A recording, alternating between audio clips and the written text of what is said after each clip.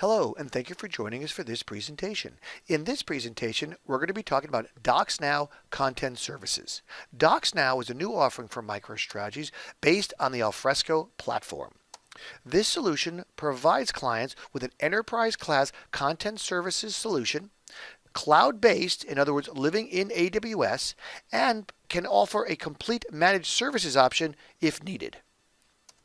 Now you're probably wondering, should I be watching this video? So here's a couple of questions to help you get to that answer. Do you need an enterprise class content services solution? Are you looking for a cloud offering to avoid infrastructure? Do you need to be up and running quickly? Do your current or future needs include BPM or process services? Would it be important to have a content services solution that can scale as needed to address your business and technical needs? If you answered yes to any of these questions, well, it probably makes sense to watch this video. So let's do a quick demonstration of how a user would interact with this cloud-based enterprise class content services solution. Here we are in Microsoft Outlook, and we have received an email regarding this great project here. This happens to be an SOW, and the idea is, of course, we want to save it into our repository. So I'll come over here to the plugin, and in the search parameters, I will type MSI Invest because the project or the company we're working with is MSI Investments. So I'll type MSI Invest, and of course, here's the folder for MSI Investments, and I'll double click on it, and you'll see the breadcrumb trail, vendor contracts, MSI Investments. And in this particular instance, I want to grab the SOW, so I'm going to grab that and bring that over to the working documents folder. And of course, it's going to ask me for my metadata. And these are the out-of-the-box metadata fields for Docsnow. And I'll select agreement, and I'll select statement of work. And then I'll hit save. Now I can also save the entire email if I want, as opposed to just the document. So I'll grab that email, and I can go over to correspondence. And of course, the same premise, my default metadata available to me. So legal, and doc type is correspondence, and I hit save. So as you can see, the email has changed because now it's stored inside Alfresco, and I can get to it by clicking these links. Now, let's say I wanted to edit that document that we dragged in there. Remember, we put it into the working documents folder, and that was our great project SOW. So let me double click on that. And of course, here's my very verbose SOW. So I'll go off and take a look at this, and I'll add some information. And as I'm adding information, I'm saying to myself, maybe I should take a look at the MSA for this particular MSI Investments team. So I'm going to go to File. I'm going to do Open from Alfresco. And from here, I'm going to type again MSI Invest because I want to go to the MSI Investments folder. And as I said, I want to go look at the executed MSA. So here's my executed MSA. And of course, that's a PDF document, and we're sitting in Word.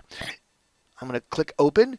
And what it does, of course, is even though I'm in Word, it opens up the PDF document by opening up Acrobat and then the file. And here is my rather verbose executed MSA that I can review to make sure there are any factors I need to consider when looking at the SOW.